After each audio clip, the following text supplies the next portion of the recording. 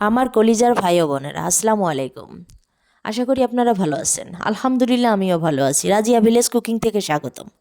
আমাদের গ্রাম থেকে বিলের মাছ, কিছু টাটকা মাছ আমি কিনলাম। মাছগুলো আমি থাপকো কিনেছি। বাসায় আসার পরে মাছ মেপে দেখছি এটা 1.5 কেজি মাছ। আমি 220 টাকা দিয়ে কিনেছি। তো মাছগুলো কত টাটকা, কত সুন্দর। আমার 220 টাকার কথাটা বিশ্বাস না হলে এটাই সত্য। মাছগুলো আমি সুন্দর করে ধুয়ে কেটে বেছে নিয়েছি।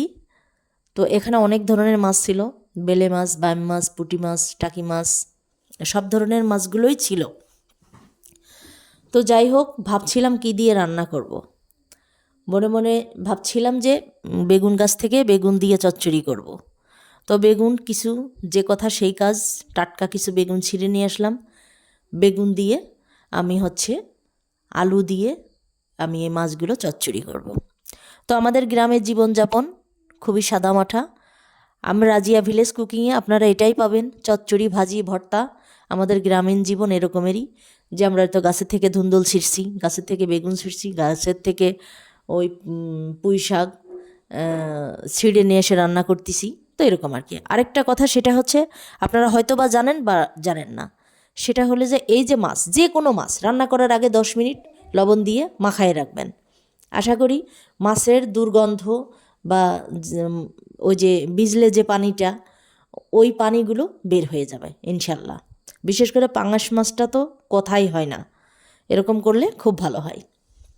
তো সব কিছু মিলেই যে আমি এখন এই যে মরিচ, পেঁয়াজ আর কাঁচামরিচ, চচ্চড়ির এটা একটা টিপস বললে চলে, আপনারা বলতেই পারেন। আর সেটা হচ্ছে যে এই যে পেঁয়াজ রসুন, যারা জানেন তো আলহামদুলিল্লাহ, না জানলে আমার ভিডিওটা থেকে শিখে নেবেন। তো লবণ দিলাম, হলুদ দিলাম, দিয়ে আমি ভালোভাবে এই যে রসুন পেঁয়াজগুলো আমি ভালোভাবে চটকিয়ে নেব। চটকে আমি এগুলো মোলায়েম করে নেব। এবং আমি কি করব, এটা একদম হাতেই অর্ধেকটা সিদ্ধ করে নিব। নেওয়ার পরে যে তারপরে আমি এখানে মাছগুলো দিয়ে নিব। এখানে কিন্তু এই চচ্চড়ির কিন্তু বড় একটা টিপস। এই যে মাছগুলো আমি দিয়ে নিলাম, এখানে আর আপনারা চাইলে কিন্তু একটু গোটা জিরা দিতে পারেন। গোটা জিরাটা আমার দাঁতে পড়লে ভালো লাগে না, তাই আমি দিই না। কিন্তু অবশ্যই জিরাটা এখানে দেওয়া উচিত, আপনারা দিলে, আপনারা যারা খাইতে পারেন। তো আমি এখানে জিরাটা দিয়ে দিছি, জিরাটা দিই নাই, জিরা আমি দিব না। আমি এখানে একটু তেল দিয়ে নিব। আপনারা সেম এই ক্যাটাগরিতে এই চচ্চড়ি করে খাবেন, যে কোনো চচ্চড়ি, ইনশাল্লাহ ভালো লাগবে। তো এখানে আমি এই যে কাঁচা মাছগুলো দিয়ে একটু তেল দিয়ে মাখায় নিলাম। এবার কি করব, আমি তরকারিগুলো আবার আমি এই মাছের ভিতরে দিয়ে সুন্দর করে মাখায় নিব। মাখানোর পরে আমি আবার একটু তেল দেব, যেটা আমার তরকারির জন্য, সবজির জন্য। তাহলে ওই যে আমি আলাদাভাবে যে মাছগুলো করছি, মাখাইছি, ওখানে যে আমি তেলগুলো দিলাম, সেখানে আমার ওই মাছগুলোতে তেল পেল এবং মশলাগুলো মাছের ভিতর ভালোভাবে ঢুকবে। আর আলাদা করে আমি বেগুনগুলো, সবজিগুলো মাখাই নিলাম। তো এই পর্যায়ে আমি দিয়ে দেব চুলায়।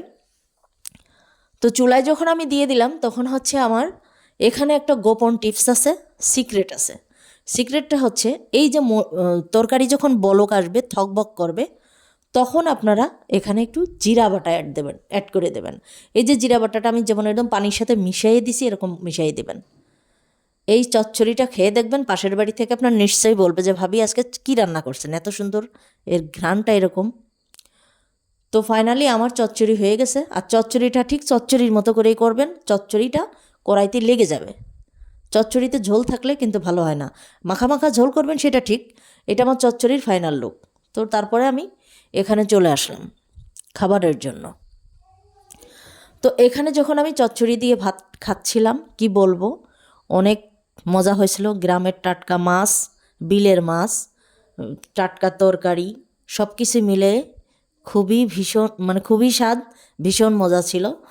তো যাই হোক, আপুরা, আমার ভাইয়ারা, আমার ভিডিওটা যদি আপনাদের ভালো লেগে থাকে, লাইক, কমেন্ট, সাবস্ক্রাইব করবেন, আমার পাশে থাকবেন, আমাকে সাপোর্ট করবেন। আমার যদি কোনো ভুল ত্রুটি হয় আমাকে ধরিয়ে দিবেন সামনে আগানোর জন্য। ভুল না হলে মানুষ শিখতে পারে না, জানতে পারে না কোনটা সঠিক।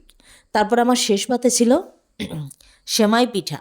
আমার মেয়ে খুব বায়না ধরছিল যে আমি সেমাই পিঠা খাবো, তো আমি এটা ক্যামেরায় ধারণ করতে পারি নাই, আমি অল্প একটু বানাইছিলাম মেয়েকে খাওয়ানোর জন্য।